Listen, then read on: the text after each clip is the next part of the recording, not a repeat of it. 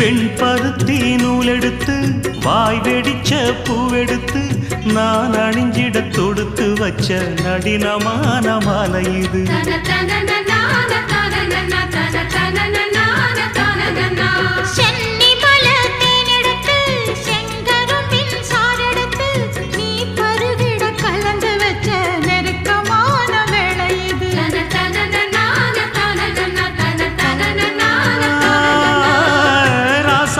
உடம்பிருக்கும் ரவிக்க துணி நானாக அன்னாடம் சூடி கொண்ட ஆசை வச்சாகாதா.